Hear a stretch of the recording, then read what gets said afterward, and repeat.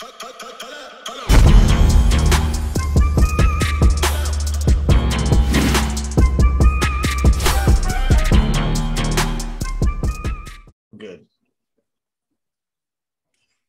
What's going on, y'all? Welcome back to SteveBussaGS. I'm being joined by none other than the guy, Abaga. My guy, how are you today? What's going on? I am blessed, bro. I'm blessed. We made it happen. Let's go. Made it happen. Finally. Yo, man, I'm a fan, by the way. I'm such a fan of you and what you do. Stop it. Nah, dude, I'm a fan. I'm a huge fan. I became a fan on screen. Like the GSGang got to watch me go from am I the villain, which you don't even know about that. You were painted as a villain to me at first. I'm gonna get into the history, right? To where we are today. It's been a beautiful journey, my guy. I appreciate you coming and doing this, not just for me, but for everybody. The tribe, the gang, like we here, baby. Shout out to the tribe. Yo, shout out to the tribe. Well, let's go, man. This is exciting. Let's get into it. I'm looking forward to this. I have a lot of questions that I've accumulated over the years, right? For different parts of your hip hop journey. I want to ask a lot on the album I want to get into, and then two very serious topics that, that I feel like we can definitely brush up on. Now, because of the nature of some of the serious topics, and because of who you are, there's a lot of people internationally that are going to be tapping in that this is going to be their first time getting an idea about Nigeria. And the last thing I want to do is anyone that ever watched something on my channel, and because of the nature of the context of what we're going to talk about, have it painted in a bad image. So I want to start the interview by asking you, what are the most beautiful things about Nigeria? And what does it mean to you to be as successful as you are as a man repping Nigeria? Let's get into the positives, my guy. Yeah. I think it's a good question. I think someone asked me this yesterday. I said, first of all, Nigeria is my universe. Like, when I opened my eyes and my first smell, my first taste, everything was Nigeria. It's encoded into me as the place that is home. And I come from, I didn't feel poor when we were growing up. But I come from, my dad was the first person to get like a high school education from his village. And I'm the first person from my clan to get a university. I told you this is gonna happen. You can't even notice it. You're good. As we're gonna experience Nigeria together as well, everyone. I live on a street that has construction happening in here, so another one drives by. Just our luck. But yeah, it's my home, and the people are so beautiful. They're my people, and our story as well is important because I'm a Jukun guy. It's one of the tribes that, doesn't show up anywhere, but it's produced me and Jesse Jags. And my other brother, Jason, who's like a genius writer. And my niece, Jade, who's going to be like this amazing filmmaker. And we're here, we exist.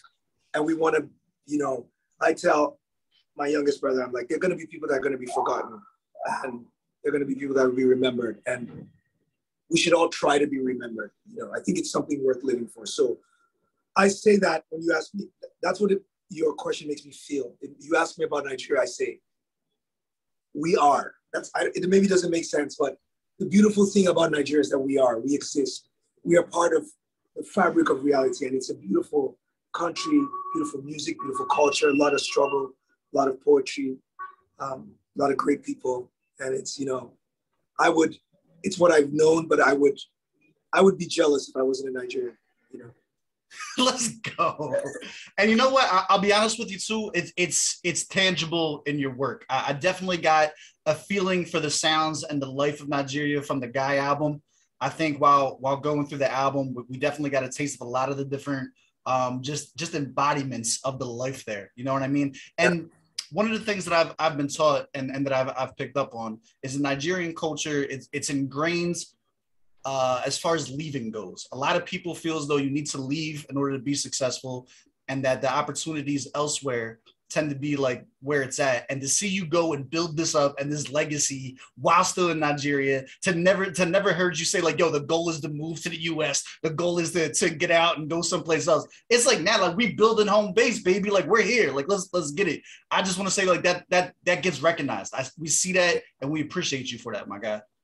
Thank you. I mean, 2009 at the Mama Awards, I'm in a room. Like, you have to, so 2004, I'm in the States in college. Doesn't go well. I end up back in Nigeria. I'm like fucking working at a internet cafe. Like, I'm one of the guys, like, when internet was still like starting to become a thing in Nigeria, I'm one of the guys where you come to a place and I'll write you an email and I'll take the little earning and we start paying for studio sessions or whatever. And so you jump cut from there to like, I'm in this room with like Two-Face, D'banj, and Wyclef, who I grew up listening to. Right. And he makes us do a sign like this. He says, it's the Africa Music Association or something. He's like, you guys are going to support each other. And after that, it actually happened, right? Like, African artists started collaborating. But I remember one thing he said was like, you got to build it at home first before they respect it globally. And so, as much as I am very proud of what I've done as a rapper, I'm also very proud of the fact that we built a label, we attracted investment, the people I got signed with became successful, and we did it again and again and again, and I've been part of that. And that's been as important to me as like being able to make music, you know. Do you rep Chalk City like that too? Like, for you personally, like, is that like a badge of honor? Our relationship recently has had its moments. And I say that because I think in this phase, things are just easier when you acknowledge things the way they are. However, think about a rep like Chocolate City is 16 years old easily from its first hit. Right. This is rarefied air. The CEO is a guy who, as a kid, started being an engineer for us in Jaws.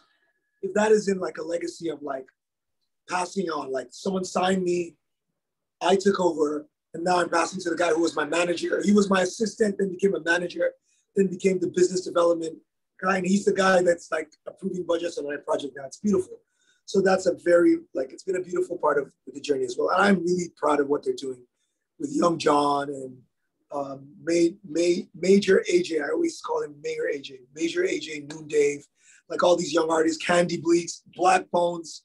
Like, it's beautiful to see like them continue to like sustain this beautiful thing, you know. And I maybe I separated myself in this moment because I also want to say the credit for what Chocolate City is now goes to a team that is managed by Abuchi and Ivy, and you know, shout out to them. Shout out to them, absolutely. A lot of big W's, not only now but just on the horizon as well, lined up. I'm excited to see what comes from it. I'm excited to see the music that gets produced from it. Congrats on the engagement, my guy. Big life things.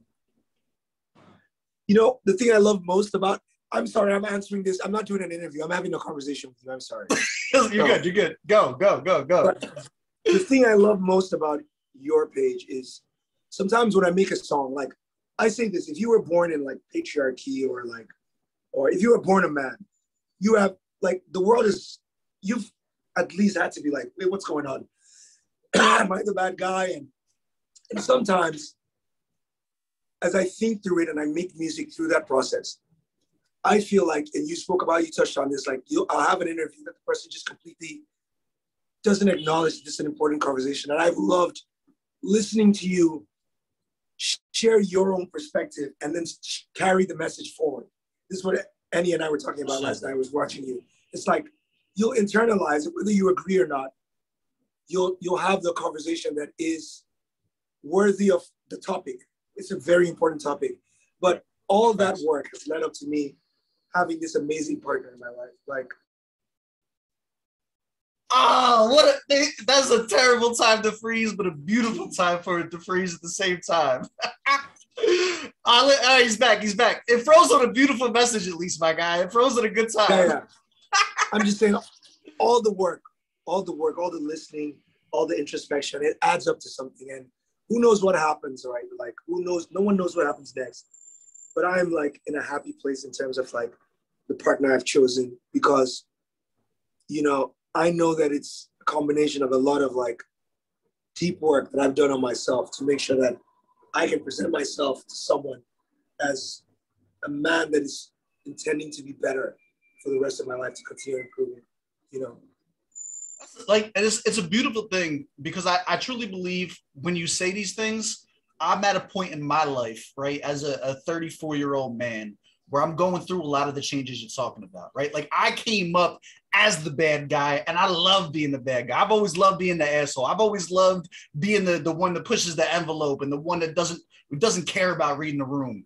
And then, like, probably like 4 or 5 years ago, that started to change, and I started noticing the things that I thought were cool, or like the people I respected, or the actions that I respected started to change. You know what I'm saying? And it's like, it's probably right around the time I became a father, to be honest with you. Like, it was life changing. You know what I mean? Man, oh man, congrats. Thank you. Thank you. What's that like? It's like it's one of those things where it's like, it's one of those things you can always understand, but until you go through it, you don't get it. Right? Like, you can, I just had this conversation with somebody the other day when we were talking about Dipset, right? You can listen to like an old Dipset song. You can listen to like Camera. You can listen to the anthem, right? You can listen to the Dipset anthem and you can understand it. You can listen to it. You'd be like, all right, I get this. This is a fun song, blah, blah, blah. But if you weren't outside, if you weren't at the house parties when it came out, you know what I'm saying? Like, if you weren't in the environment, you're not going to get it. Like, you'll understand it, but you're not going to get it. Fatherhood is like that. I can tell you things and you'll understand it, and it's you comprehend it, and it is what it is. But until you go through it, you're not gonna get it. And it's beautiful, man. It's beautiful and it's scary. It's terrifying, and it's all those things at once, all the time. Everything at once. I can't wait, man. I have nieces. I have a nephew that I really love, Jamal. Like, we shot. I was shooting visuals for the project just to, like, I felt like people needed to see me, like, live through the songs as we were going. And I had a moment with him where we're standing for the visual for the hate. We're standing, and it's like all these young kids, and he starts to get nervous. And we have this moment where I'm like, you know, all those kids are probably looking at you like, wow, how cool. Yeah, I know, right? Like, internalize it. And then he worked through it. And when it was done, then he made me pay him. It was like his first. Jamal is such a brilliant kid. He was like, you're going to pay me this amount. We negotiated. And then he got paid and he called me. And then he told me, he's the kid. When I started, like, the line, I heard you talk about the line, boys don't cry. He's the kid where mid-sentence saying it to him, I stopped. I remember he was 4 and I was saying, hey, you're a boy, you shouldn't. And I stopped. Damn. And a couple summers ago, I was with him the whole summer and I was like, hey, I know you're frustrated. I want you to tell me how you feel. And I remember when he left me that summer, it was super emotional. Anyway, again, as I said, it's a conversation. I'm not asking questions. Don't worry about that. Don't worry about that. Just talk, man. It's beautiful. Like, this is not, we care. You said something in another interview where you're like, man, I'll talk about my personal life. People don't care about my personal life. We're here for the music. And it's just not true. You've touched so many lives, and the way that your people fuck with you, Doug, like, we care about this shit. We want to make sure you're good. We want to make sure the family's healthy and stuff like that. Like, that's the type of supporters you got. And you earn that. Like, you don't get that if your music doesn't touch people's hearts. When no one's out there asking the ass-shaking rapper how his family is, if his heart's okay. You know what I mean? Like, this. I saw Lamide yesterday. That's the thing he said to me. He was just like, I'm just so happy for you.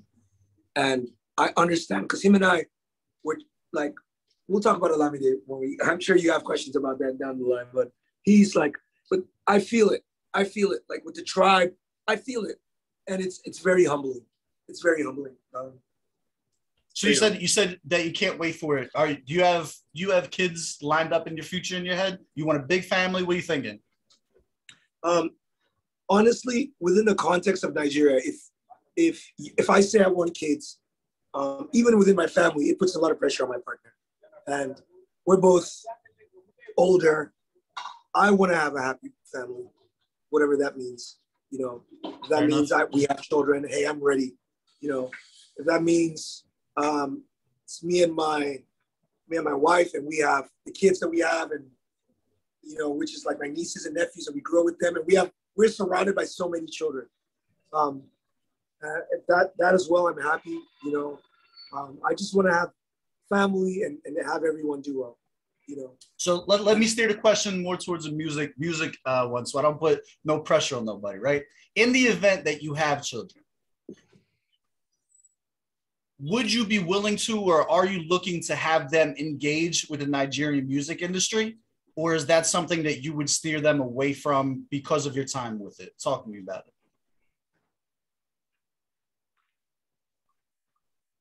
It's a very good question. I would show them the right way. I would have them start listening to Bob Marley early. I'd be listening to this guy who, him and his country, were looking for hope, and he wrote songs. And I would introduce him to Lucky Dube or her, you know, and then I would introduce them to hip hop, how I discovered hip hop. Right. You know, maybe I'd start with like DMX. Let's go. I wasn't given a chance of being a child with a father. My only talent is being able to survive when it gets harder. Let's go. Balance in the high beams of life. Keep my dreams aflight, and that's why I hit the streets at night. I've been through mad different phases, like mazes, to find my way. And now I know the happy days are not far away. If I'm stronger enough, I've been long enough to see my kids doing something more constructive with their time than bids. I know because I've been there. Now I'm in here. Sit back and look at what it took for me to get here first. Let's go. Let's go. Come on, Doug. Now you're talking about my roots.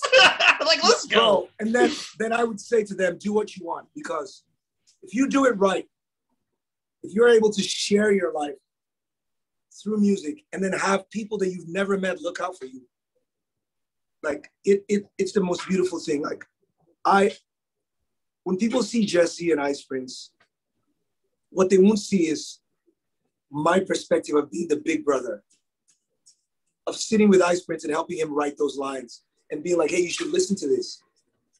Of like taking Jesse to the first show where we did together, or like having him in Lagos the first time. And look, he's the fucking emperor. Let's go. He's my kid brother. That's beautiful. I taught him how to drum. I taught him, like, look. So it's the greatest feeling to allow someone, if they have that heart, to allow them experience that journey and be part of it, you know. Look at CK. CK lived in my house. Look at Wizkid. I remember Wizkid sitting in front of me and being like, I need to get on this album. Look, like, of course I would. Of course I'd support it. And if they want to be like fucking janitor, you know, it's on Illegal Music 3 on the intro where Martin Luther King is like, if yours to sweep as if, like, I forget the quote exactly, but he's like, sweep as if the gods are applauding you, you know. If you're to, like, whatever you do it with, I would hope that I would be a father that would infuse them with that passion to enjoy life. You know, it happens once. It happens once. That's why I'm so excited about this album now. It's like, this is my life. And I get to do at 40. I get to put out an album that Gen Z kids are like, wow. and who knows, maybe I get to be discovered by the world. Like, maybe I get to do Soldier on Fallon. Maybe I do at 40. Imagine what that would say to, like, a young kid. Absolutely. 1,000%. Like, 1,000%. You know what I mean? So that's what it's about. You know, it's about life. It's about, you know, and whatever way my child comes, you know, I think my job is to be their friend and guide them and help them, you know, and protect them. I'm here. So you take the risk. I'm here to protect you. That was a beautiful answer, my guy. Get in, let's go. Bro, I hung out with Malik Youssef. And who's that? Yeah, Malik Youssef, he writes for Kanye. Him and Kanye are like this. He's Kanye's OG. Like, for real. And Kanye, if somehow this ends up with Kanye's like, that's not my OG. I'm a fan. You know, with Kanye, you never know. But he told me, he was like, his daughter, when he's around, his daughter can do what she wants. That culturally, they'll be like, oh, she's a girl, she shouldn't dress that way. He's like, no, she's free to do what she wants because I'm here. Right. And that stuck with me. Like, that's our role as parents. It's like, that's hard. It's not the child's role to be moral or to be good or to be, their job is to be a child and to dream and to laugh and to play. My job is to protect them. My job is to show up and grind and stay awake till 5 a.m. to do a fucking interview. Let's go, talk that shit, King. To fucking build that page. Like, blog by, I saw Joe Budden do it. Facts. I was a fan, so I see you doing it. I'm like, that's what it means to be a father, to be a lion. That's what I mean when I say like, anyway, let me, I talk. You're good, man. So look, keep it, I love that the family vibes are there. Again, congratulations on the engagement. I got some intrusive relationship questions. I'm gonna try and get as much of this out of you as I can while we on the topic. All right. I got to start this off with flowers. I don't think it gets talked about enough, and I don't think you get credit enough. I think probably your best bag is that you make beautiful love songs. I think my favorite song that you've ever made was Sunrise. I've never heard anyone request it or ask about it. I play that shit every day, dog. Like that, it's a beautiful tune. It's super uplifting. I get to send it out to chicks on Tinder, and they love it. I look like so cultured. Like, it's, dog, everything about that has been a blessing. But I need you to understand, like, even if you don't get the flowers for it you deserve, dog, like it's out there and it's getting love like that. Now, because you're engaged, and I'm pretty sure that you weren't engaged when those songs came out, I got questions about that, right? So, like, does she get jealous about old love songs that were written before her time, or is she like us and she just assumes everything was about her? Like people internalize music, you know what I mean? Where's she fall with that? They're asking me questions about you. Eniola was like from a different world. She's someone I wrote about. There's an album I have called The One Album. It's the first project I recorded. And I have a song on it called Two. And on Two, I say, it's just me, you and me, girl, we're gonna see Paris in a little train compartment that we turned into a palace. My solace, babe, you're unbelievable calm. I knew you before we met. Your name is written on my palm. And when we met, we were talking, and she's like, it's almost like your name was written on my hand before we met. And I was like, we had this moment where we listened to the song together. But she wasn't the hugest MI fan. She knew who I was. She always says that she's been more interested in Jude, the guy behind MI. The guy that, like, when people misunderstand me,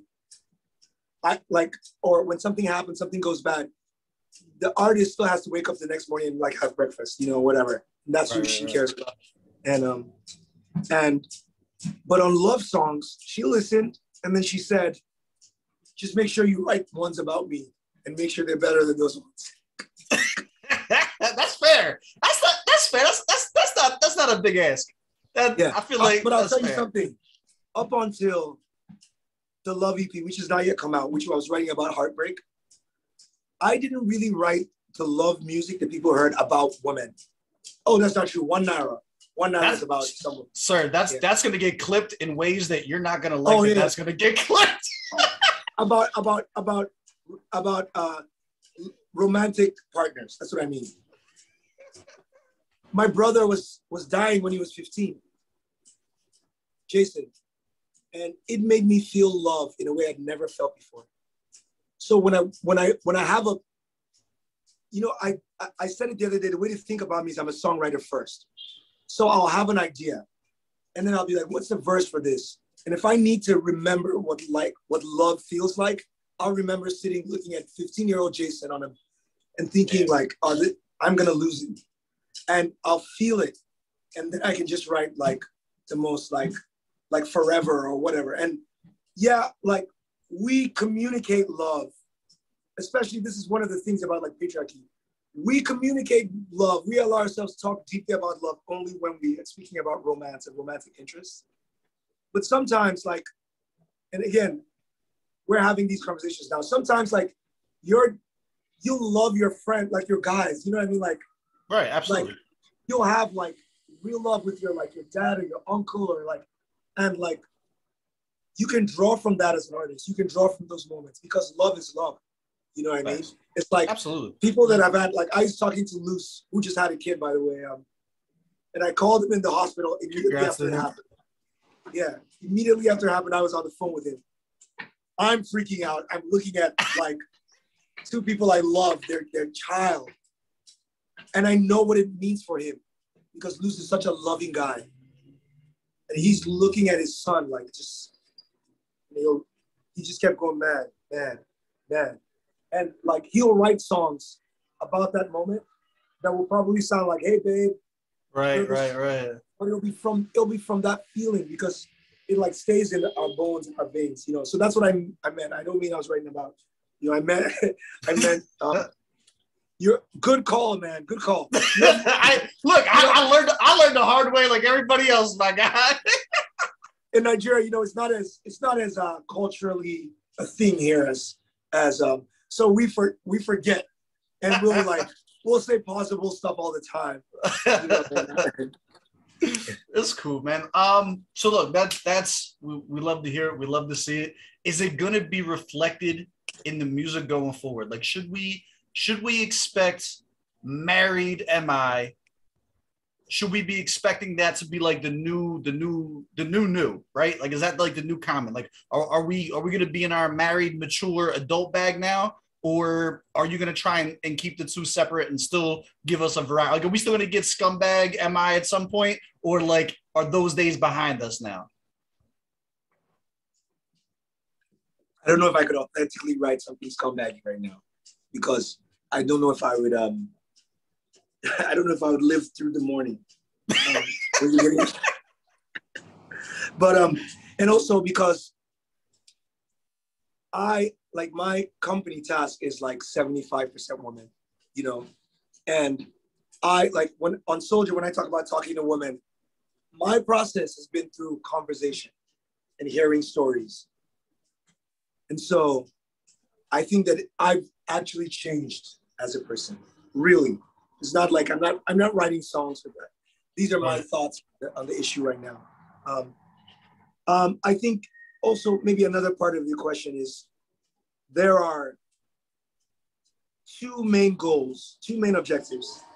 Number one is for me to continue to share myself because I don't think there are many good Nigerian male role models for young men in Nigeria.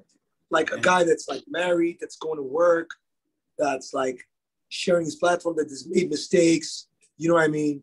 That's trying to be better. Like, I don't think that there are many of those, you know? But at the same time, the second objective is like, what if for Tochi, for Uduak, for J-Hits, for Etim, what if I were able to show the world that I am one of the greatest? And so you're gonna get that MI as well. Like you get a little bit, because this album is for Nigeria first. Right. Like the Nigerian fans, when the Nigerian fans are keyed into you, they will take you to the world. So it's for them first. Let me greet my people first. But when I show up in the US on that Funk Flex stage, my brother, when you see me sit with Charlie Clips, I want you to know that all those kids, like during the Judah period, all those kids that like would print t-shirts and like, I went to Toronto and did a show and it's like, I walked in, I was like, is this the wrong concert? It was just, everyone was so young. An hour and a half screaming at the top of their voices, 10-year-old songs. I'm like, for them, like, what if me and Jay-Z got on a verse? And it's why not? Why not? So those are the two big objectives, and those are the two. You're gonna get some form of both of those. whatever that comes. This I can't tell you how good of a transition that is into the first real meat and bones of the conversation I want to have. All right. So now we need to get into it. I need to have a conversation with Jude. This isn't for MI. All right. I need to talk to the man real quick. All right. This question specifically, I want to talk about your view from your perspective. Are you the GOAT? Now, since I have come onto this platform and since I have discovered that there is a hip hop scene in Nigeria, I have been flooded with comments after comments after comments that M.I. Abaga is the greatest rapper of all time, right? And it is the opinion of a lot of people. Is it an opinion of you? I'm going to answer this question in a very, very important way. This answer is an important answer. Now listen, when you have an opinion about yourself, there are two sides to it. Number one is, what does it mean for you? And number two is, what does it mean for other people? So the opinion about who the GOAT is for other people, they're going to talk about sales. They're going to talk about, and for that one, what I'll say is this. How many rappers, the answer to this question is, how many rappers must you have in the conversation no matter where you have it? If you're a South African and you've never been into Nigerian hip hop, and you say, right, I want to nominate the best rappers, do you have to include MI? If you're in Kenya, if you're in Ghana, if you're in Morocco, and then I say, who else is on that list? That no matter where you're from, you have to put their name on the list. And then it's a toss-up, because I would argue maybe I'm the only one that has to be on everybody's list, no matter where you're from. If you're a mixtape guy, I only care about mixtapes. I only will love it when I hate that commercial shit. If you want to say hits, I want someone that has. Now, that part is for everyone else. The important thing about an opinion is what it means for you. My opinion of myself is that I am a boy from Jos who got on a bus alone and came to Lagos, paid for a computer, produced songs himself, brought his family,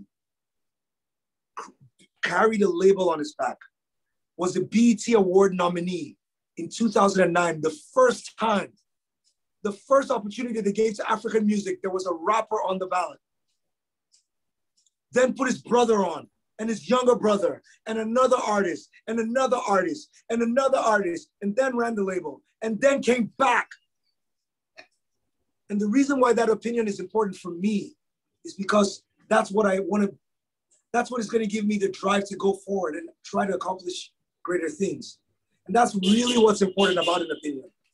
That's why you should hold yourself in high esteem. So I say that for everybody don't waste time having a low opinion of yourself. Have the highest opinion of yourself.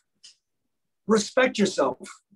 And in that regard, I am absolutely, if you go back to my birth and you were to make a prediction of what this young man would become, I am absolutely the greatest of all time, the greatest Jude, and growing. That part. You know what I mean? not even there yet. Still going. Growing. Let's go. All right. I like it. I like the energy. I like the dancing shoes you decided to put on. Respectable. No. I mean, if we want to talk about it, what's the argument? Who else is on the list? I don't do the list conversation. I get asked all the time, who's the best rapper in Africa? And I tell everybody, I'll tell you as soon as I hear them all. I think that the idea of a top five is inherently flawed and disrespectful. There are so many talented, incredibly beyond imagination talents across the world that to say that you can sum it down into five humans who embody all the best talent in the world, I think is asinine. I think that doesn't even make any sense. It's not even a conversation to be had, in my unhumble opinion, right? We are not going to let you get away with that, Steve. It was a nice, well said. You cannot be in the culture. You cannot call us out for our corny bars and not participate. In the toxicity? In the toxicity? No. See, we must be men. I listened to the album. As men, we must be leaders to change the toxic narratives of the society and the culture that we are a part of. I'm leading from the front, baby. I'm leading from the front. Good answer. I will say this. I'm on record. I'm on record for this one. My greatest of all time, personally, for me, is always going to be Joe Budden. And that's because his music pulled me out of the darkest point of my life. If it wasn't for some of his songs, there's a good chance that I didn't make it out of my early 20s. And that's just keeping it 100 with you. So, like, because of that, and because Ordinary Love Shit Part 4, bar for bar, has the most quotables of any single song on a relationship I've ever heard in my life, those two things put together, that man's just cemented there because of what he's done for me. And that's why I think a lot of times these lists need to be personalized and communicated in such a manner. You feel me? Bro, we're going to have a Joe Budden moment right now. Let's go. If there's a man that I believe when people see him show up every day to work, like with everything he's been through, and then he put it in music for the world. He is a true artist. You know how people talk about like before it was a thing. Before it was a thing. Way back. You know what they told him? They said that all you got is the internet soldiers. You don't have real fans. You just got people on the internet. That's what they told. That was the agenda. That was the narrative. You don't have real fans, just people on the internet. Have you ever met him or spoken to him? So I actually have an interview with his manager, his brother-in-law. I've met him personally. The old intro to my videos, if you look at like the first 500 videos I put out, is actually a video, like there's a clip of Joe Budden shouting out Wyckoff Street, which is like me and my crew and shit like that, when he was at a show here in Philly. But then on the channel, I interviewed his manager, who's actually now working with Merkums. If you don't know Merkums is one of the most talented humans on the fucking planet, and that's my guy. When I found out that his manager had connections with Joey, he, you know what I mean, Breeze, shout out to Breeze, he did the plug. We did an interview that was basically Budden's entire like behind the scenes come up story and shit like that. It was like so incredible to be like, yo, here's the guy that was my GOAT that saved my life. I went through all this, and I'm having this conversation told firsthand from someone that was there from beginning to end. It was one of the illest moments on the channel, bro.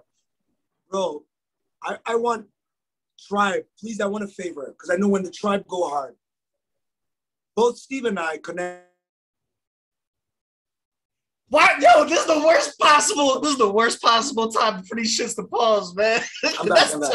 That's two times. No, but Tribe, I want us to cut a clip. Because I really, when I made Soldier, I was like, success for me is for Joe Budden to put it on his podcast as his pick of the week.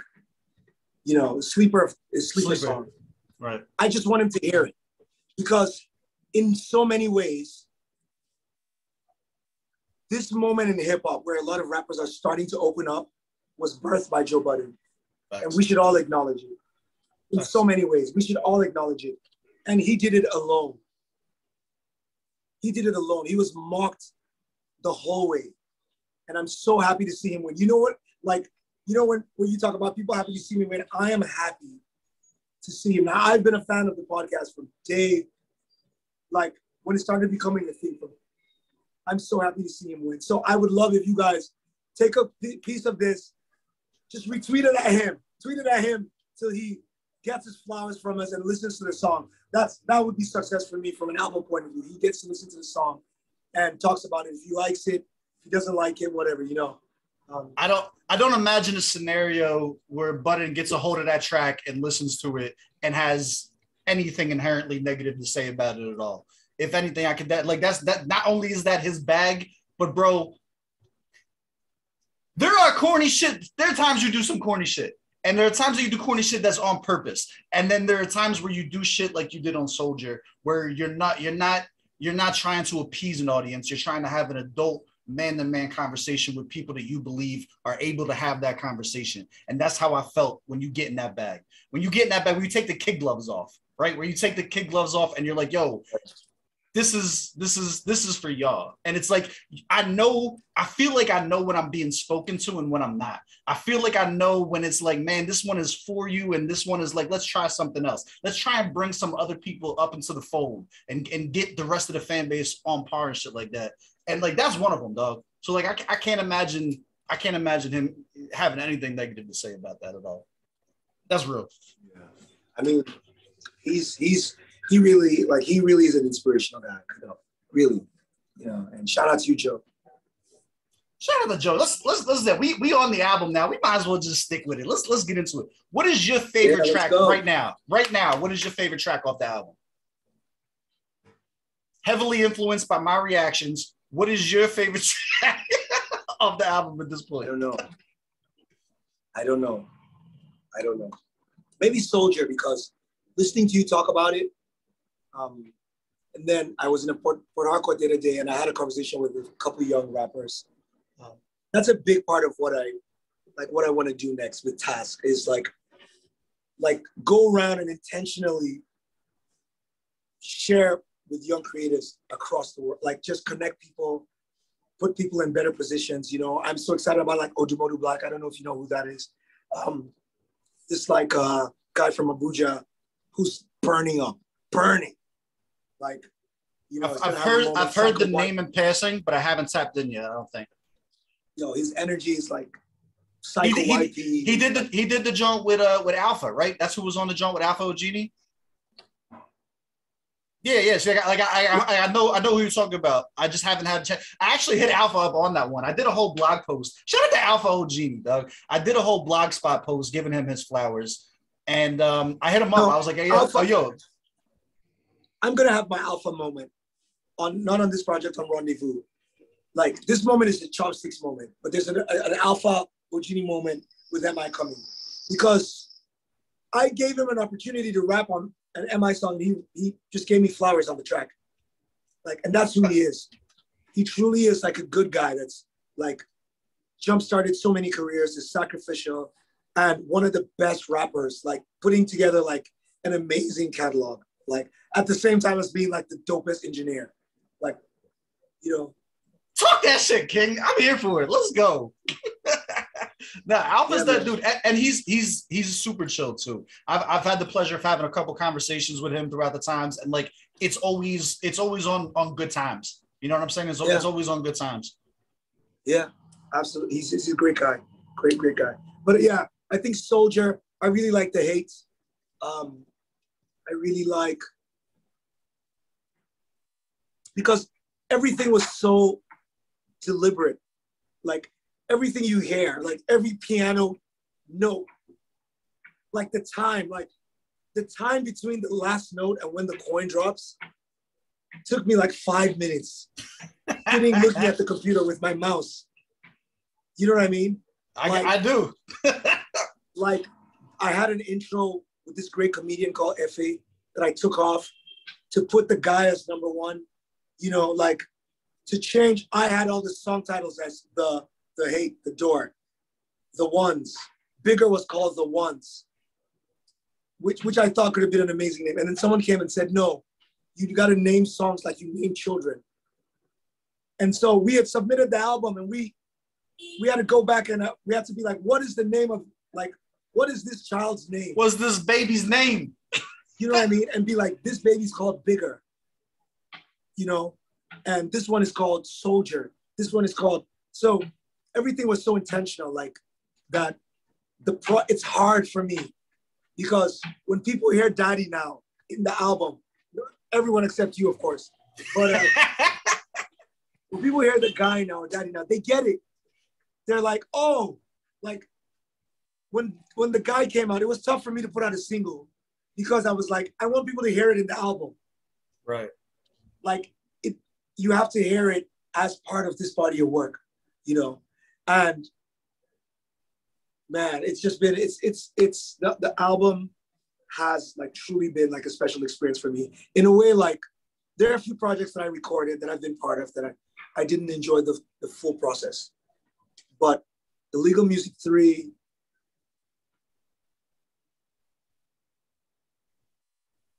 Chairman, Illegal Music 1, Rendezvous, and this one. No, and Young Denzel. Because, well, Young Denzel and Rendezvous were basically the same sessions. It was, the same time. Yeah. Anyway, I'm geeking out on like my own stuff. Let me let you ask questions. A couple of things. You talked about a couple of things. There's a lot of the stuff I want to get back to. Let's tackle as many as we can. The coin flip. A lot of people are asking, what is the significance of that ad-lib? Where did it come from? What does it mean to you? What does it represent? Talk to us about it. I would love to tell you guys that's the last thing I do. So we in an ARPG is what you're saying. So this is a seed. This seed's been planted for retirement. Is that what this is? I'll give you guys a hint. No. No. Yeah, you will. GSGang exclusive, baby. GSGang exclusive info right here. I'll tell you guys. Let's go. I'll tell you guys later. Let me tell you guys later. It'll be sweeter. Like, we tried to do this interview earlier. This is true. Wouldn't have been as good. Now is the right time. Wouldn't have been as good. Now is the right time. So let's wait. There's a time is coming and you guys will hear the story. Give me the hint, because they'll at least blow the comments up and then this will go crazy viral. So at least give us a hint and we can theory craft. How many of them have you heard? Like ever? Since the coin started dropping, how many have dropped? You just made the internet go fucking apeshit, my guy. Yo, the streams are about to go crazy. Yo, that might be the most genius marketing shit I ever heard in my life. We about to go through every one of these fucking songs, counting shit, bringing it back. That, sir, damn, you giving out a lot of sauce right now, my guy. You giving out a lot of sauce right now. It'll be better when we're done. And then people will be like, wow. That's sick. Wow. Because as an artist, you have the opportunity to inspire human beings. And I think I spent a great part of my life helping other people so that they could do it as well. That's dope. And it cost me a lot, Steve. I would have been personally, hey man, I would have been better off if I had just focused on MI. I would have been better off. Why don't but you? I wanted the world to see Dice when I met him. Wow. I wanted the world to see CK. Do you know that CK is the last kid of a long, he has a big family, 9 kids. And he just wasn't heard as a young man. So he started engineering in town. He saved up money. He rented an apartment in Lagos. 16 years old or 17. Rented an apartment in Lagos, bought a laptop, and then got on a bus. When he arrived, he sent a letter to his parents. I've left. I've gone to Lagos. He got scammed in Lagos, lost a house. And so one day I walk into a studio and there's this kid in the corner. He's playing a beat, which became Third Mainland Bridge. And then I turn and we start talking and he tells me this story. I'm like, what? So where are you now? He's like, man. I'm like, go get your stuff and come to my house. He stayed with me for a year and every day he would get up and go to work, put on his backpack. And we were like, and then DJ Lambo said, we got to sign this kid. And right before I left Chocolate City, when it was close to the end, I'm sorry, I want to share this stuff, in these moments. Let's go. He was working so hard. And I was like, CK, I want you to come on tour with me. So we went for a couple dates. And I said, who are you comfortable with? And I could see he was just a kid. He didn't have a college experience. Right. Because he wanted to be an artist. So he left it.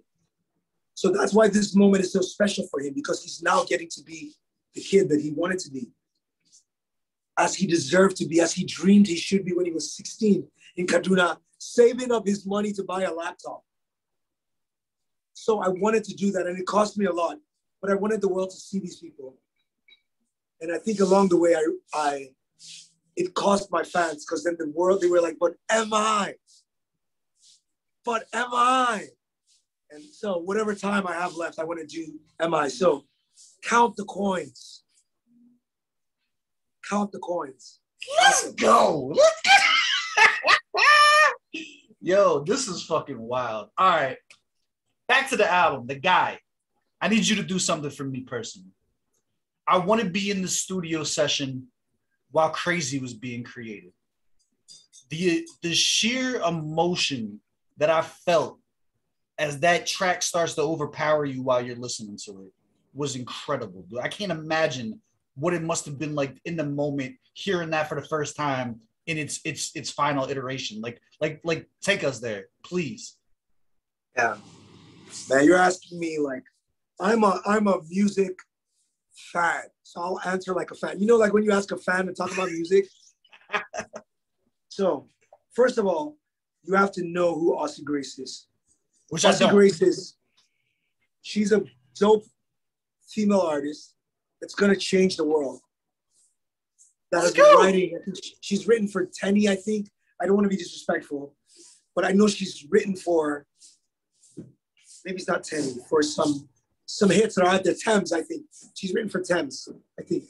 She, in the industry, like the real industry people know who she is. Right. And then she meets Chopsticks. And you guys are going to hear Chopsticks' story. But Chopsticks then and her are creating a masterpiece. And so when I hear her, I'm like, I just need a record. I had gotten to the end of the album, and it's just easier because when I came up, it was just guys. Apart from like Tiwa, YJ, Mom, it was just guys. So I'd gotten to the end of the album. I was like, oh, it's just men. You talk about women, but you need to. Then I was like, I'm not just going to go for who's popular. I'm going to look for amazing female artists. So reach out to Kemi Smalls, connects me to Toby. I'm looking for someone else. And I have a few of them on Rendezvous. And then I meet Aussie. I'm like, I need something. We tried 4 records. They didn't work. The music was beautiful. I just wasn't in pocket. So one day I'm like, just give me a goddamn record. So they start flipping through the music. And then this song comes up. And I'm like, what is this song about? And she says, it's about toxic love. And immediately, the Twitter shit is more crazy. I'm like, Chopper, you know what we're going to do? We're going to put the verse here. Chopsticks works without ego. Because I'm very like, I take the music and like, even if as a producer, if you work with me, I'll take your beat and be like, I'll move this out of the way. I'll put this here. I'll get the strings. So we went to Joss. I brought Sammy Gang to put the pianos. I'm like, Chopper, this needs to go crazy. And then Chopstick, his music instincts are like 100. So as soon as he knows where I'm going, he'll be like, I got you, bro. Don't worry about it. And then we have the best engineer, G+. So you're talking about like 4 or 5 components of like just people that are really good at their craft coming together. And I think that that's one of the things we're seeing in this moment. Like even the Afrobeats pop records are so good. I'm in the club listening to Ashake yesterday. Listen, artists that come from where he comes from, they always have like amazing vibes. But sometimes the songwriting isn't amazing or the harmonies aren't amazing. This record is crack cocaine. I think it's a beautiful thing when you work with great people. I told you I'm a fan, but And I love the twist because I love the view of somebody that's like down there right now and just looking up, like Emma's just like, it's crack cocaine. Like this is gonna somebody's making a TikTok of this right now. You're just in the background, like El Chapo. It's crack cocaine. I'm sorry. Keep going. What was I saying? I was about to talk about Ricky Rick. The story of Ricky Rick. I'm in South Africa. Early days, grinding out, pushing maybe my second album. And they call me into this thing. And when they call me, this guy just leans in. He turns, he's like, are you Abaga?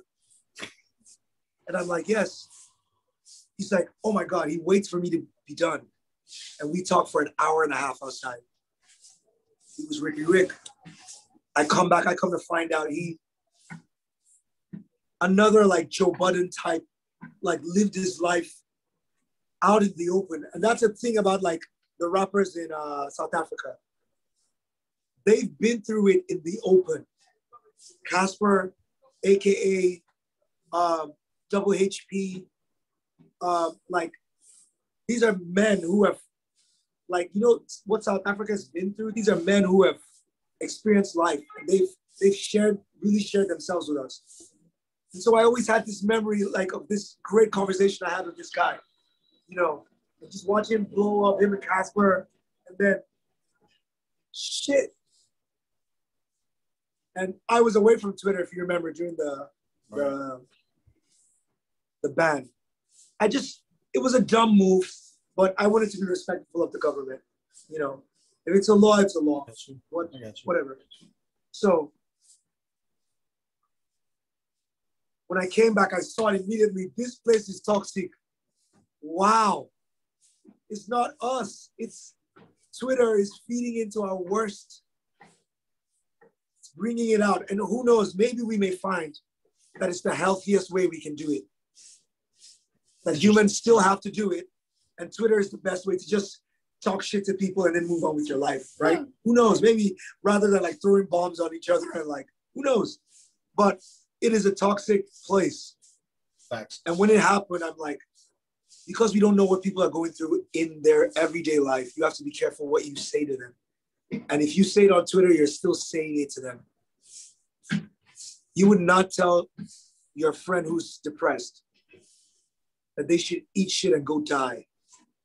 And just because you're on Twitter and you don't know them, when you say it to them, you're still saying it to them. You know, and people stand on balconies and they consider it. Especially now, globally, people think about it all the time. What if I was talking with my friend Debbie last year. Dad was sick and we're driving home one day. We're just talking about work, you know, really. And she started like, she said, I'm tired. It's too much. And we had this moment, and so you have to be careful what you say to them. What if she went online because she had a view on how a woman should be treated? Some guy said to her, you fucking cunt. I hope you die in hell. It happens every day. It happens every day. And, you know, so crazy is about, just take a second, think about it. It's like, just take a second and think about it.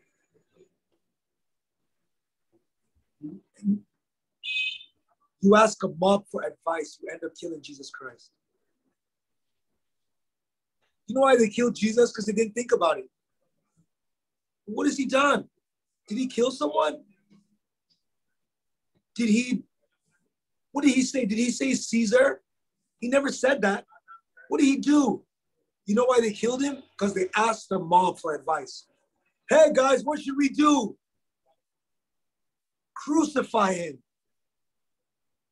They were probably depressed, frustrated with the Roman government. They were going through fucking life, enslaved. Crucify him. You know, that's the point for people that are spiritual. You know, I know that there's I want to be respectful of different people's beliefs, but I know a lot of Nigerians are aware of the story of Jesus Christ, who some consider the Son of God, some consider a great prophet, you know, an important figure in history. So I tap into the story, but so think about it. Just think about it. Take a second, think about it. That's what the song is about. I don't know how we got here. How did we get? Hey, I was here for the journey, my guy. I was afraid to cut you off. He was in his bag. I was letting you get it all out, man. We wanted to be there with you. I enjoyed watching you talk about it because I was afraid that those 2 records would get lost, you know, and that these amazing artists who I selected because I wanted to work with amazing artists. So I'm glad that for the people, this is the thing about Young Denzel, the people that it was meant for, they got it. It was meant for me. Not because at the time I even understood what anxiety and depression were, but I needed to be aware of it because the world was about to change for me. And I got the knowledge. I learned, I asked enough questions. I was prepared enough, and then the world changed. And then I went through this period, became villainized, you know, became like, you know, everything. And then this is what the guy is about. It's about is okay. You're still a fucking God. You're still you. You know what I mean? It's that shit we see in the Joe Buddens, and I see in you, bro. You know, I see in people. I hope through this album, people see themselves. You know, they see themselves. You know, yeah, man. Sorry, I'm a fan. I told you. I'm a fan of him. This is what we're here for. He's dope. We've checked him out. He's good. All right. For the album, I have to get into this too about the placement that I went on. I went on a rant about the placement of oil, right? So between the transition from Soldier to Oil, I think there was a dope conversation to be had about it. And I feel like this is a good transition coming off of the Jesus rant. I think that's a good natural transition into this conversation. Now, for those of you guys that didn't watch the reaction, number 1, go do that. Number 2, the conversation is this. In the song Soldier, MI basically depicts the idea of having accountability for men and having accountability for the atrocities that we as people do day to day on a scale that ranges from catcalling to rape, you know what I mean? Like all over the place, and just how we have to have accountability and change and kind of like doing it from the front, leading from the front himself, saying like, hey, it hasn't been easy, but it's something that I've been working on. And I loved it. The following song, equally beautiful sounding, amazing transition. Musically, I think it was an incredible decision. However, the message that I took away personally on a first listen is that it was definitely more of a getting in touch with like your spirituality. And one of the gripes that I tend to have with spirituality or people who walk certain paths is that there's kind of like a built-in kill switch for accountability in the whole everything happens for a reason, God works in mysterious ways. And I felt as though it was a hypocritical stance in the placement on the album. I don't think I would have felt that way if I heard it first. I don't think I would have felt that way if I heard it as a single. But I felt it was directly hypocritical in the album placement. And I want to talk to you. What were your thoughts on my take on that? How did that make you feel? I do believe that that's not the intent. I made that very clear that, you know what I mean? This might just be No. I like that because in a way that tells me about how you see the world. Okay. That's what I understand because that was not my intention at all. That's not my perspective. That's not why it's that way. And it's okay that the tension is there. You know why? Because that's the way the real world is. That's right. That tension does exist in the real world. What you said is very profound, and I think people should. The most religious parts of the world now, when I go to the north, I see churches and mosques everywhere. We have to have a real conversation about what we're going to do as people in our country. Real conversation. to make we are the number one. We're the VVF capital. VVF is what happens when young women have sexual intercourse before their bodies are ready. And this happens because in some cultures, that's permitted. And so we have almost 1 million young girls in hospitals.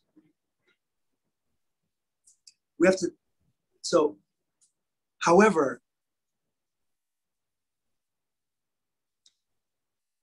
Soldier is about saying, it's about love. And even as we ask questions around religion, what we must remember is that the central purpose of religion was to let people understand what it means to love. It was a way for people to teach their kids. Here's someone you don't know that created this beautiful world. So even if it's just a story, the purpose of the story, and from some people, from their perspective, it's just a story. But the intention of the story, so let's have a conversation around that thing. And that's what Soldier is about. Do men deserve love? To be cared for, to break down. Because, my brothers, if you speak to the women around you, and I can't speak to your context, Steve, but in Nigeria, if you talk to 10 women, 6 of them have been raped.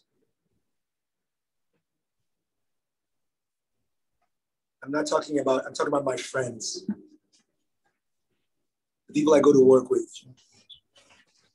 So what am I, Abaga, gonna do about that? I'm gonna write a song. And I'm gonna say to the men, at the moment that your friend or your sister was being raped, did she deserve a right to her body? Did she deserve the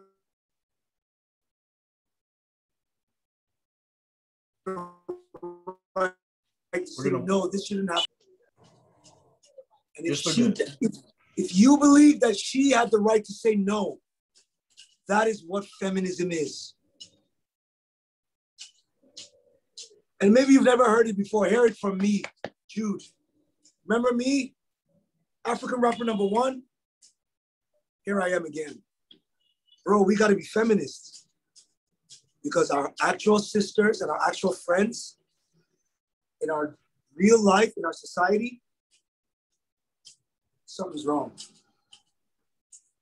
And I'll be honest with you, I love this generation. It would be so amazing for me for my album to do well with the Gen Z crowd because they're having this conversation out in the open. They do not give a shit, boy. I don't know. We didn't talk about it. When we started to talk about it, when the women in our industry start to open up,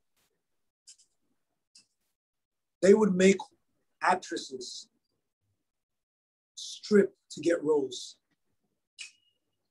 If you look at our film industry today, the women are the infrastructure.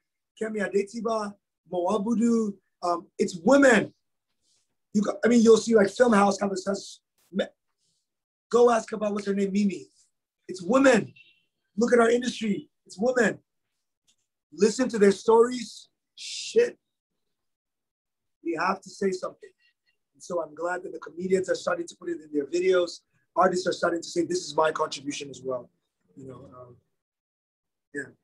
I think I don't disagree with anything that you're saying. We're on the same page, my guy. I think it's a beautiful message. I do have, of the 2 serious topics I want to talk about, therapy is one and gender-based violence is the other. So I do have some pointed conversations to have about that.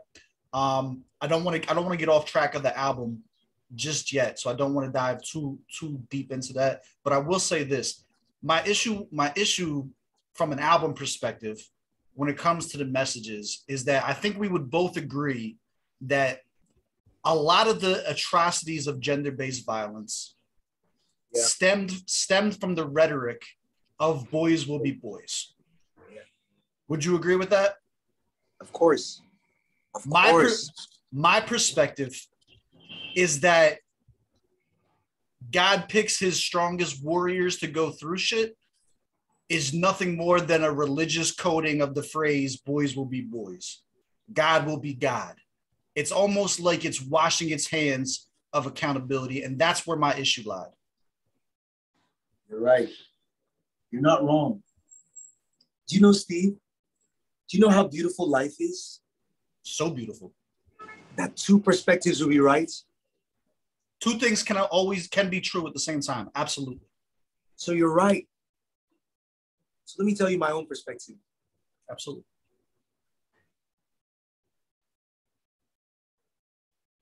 You have a nation, 180 million people who have no choice in this religion matter. It's encoded in them. It was beaten into them as kids. You must serve God. Their parents did it because their parents believed it to be true. There was mosquitoes killing people. People were just getting free from actual colonialism. There was a civil war. Clashing. Some British man had said, this is going to be a country. Made no sense. Clashing. People dying, killing the Fulani, who for centuries have always moved freely across Africa. All of a sudden now have to be told, there's a country here now. And all this is happening. And they're being beaten. You must serve God. You must serve God. You must serve God. And so God is what those people have in their hands. He is their North Star. Those are my people, my perspective. So you're not wrong. I understand you completely.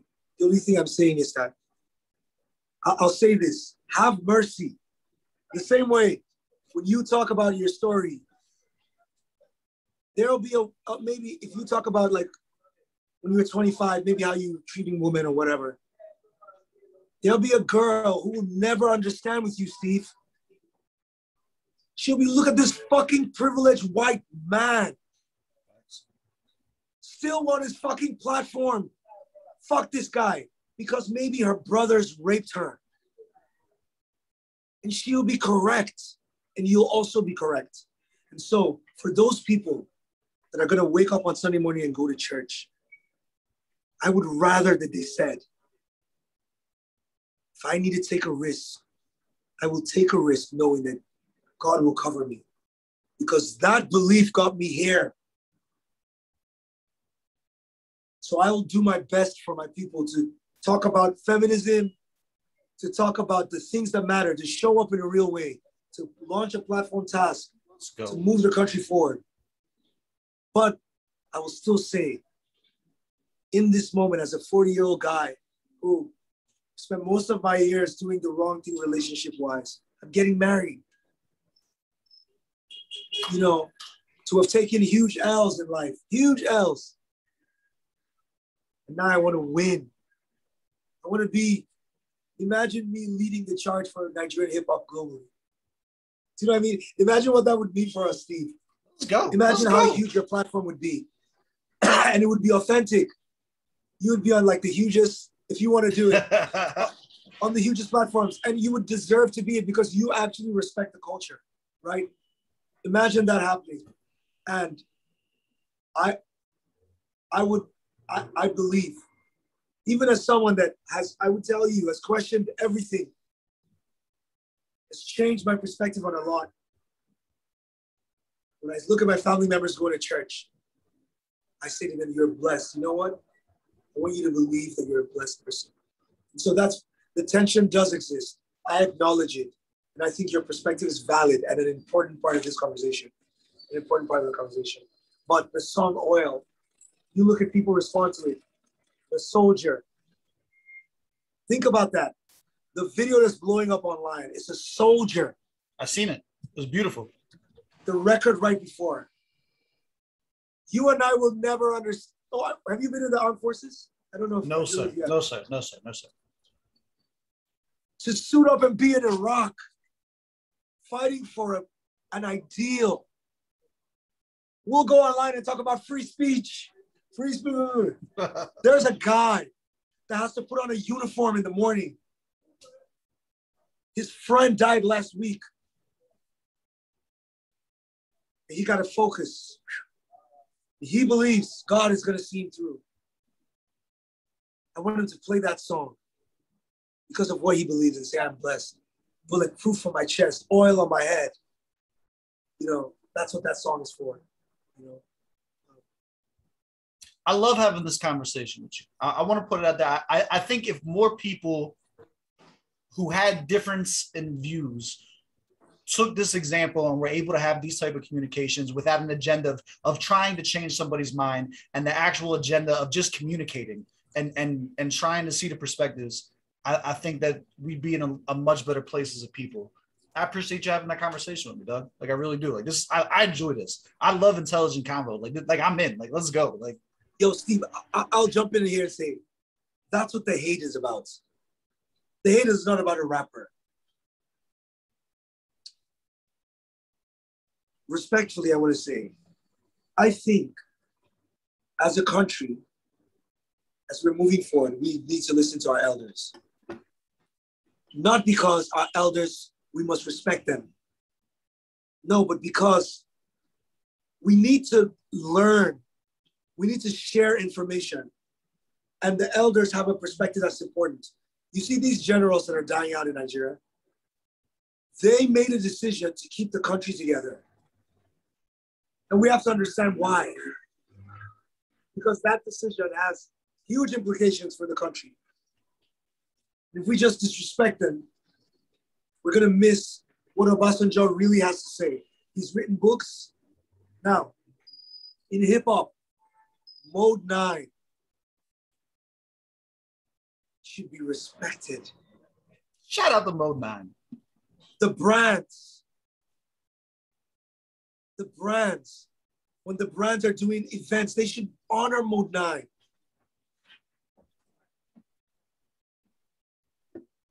We should honor Two-Face because that would make our culture so beautiful. Don't we want to be the culture that honors our legends? Facts. As Afrobeats grows to the world, don't we want to say, guys, meet Mode 9, meet Two-Face. Let's tell you about Idris Abdul Karim. That's why I get in trouble. I was so upset when I saw Akon say respectfully to the OG Akon that he put Afrobeat on. I was so upset on Breakfast Club. I felt it was the wrong thing to say. No. Tell them about Afrobeat properly. Tell them about Keke and D1, who use their money to go to the Grammys every year, and use a VHS camera to film it and come back and show Nigerians, this is the Grammys. Look at us. And every young Nigerian kid saw it and it signaled to us. And then Idris Abdul Karim, who had tried to immigrate to to Europe. He tried to walk through the thing. He's fighting for his life now, ladies and gentlemen. Please send him some money.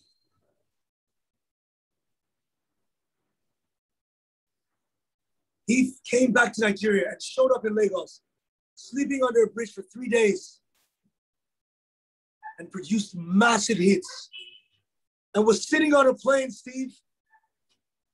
50 Cent had his bodyguards sitting in business class. And 50 Cent said, no, Nigerian artists should be in business class as well. He should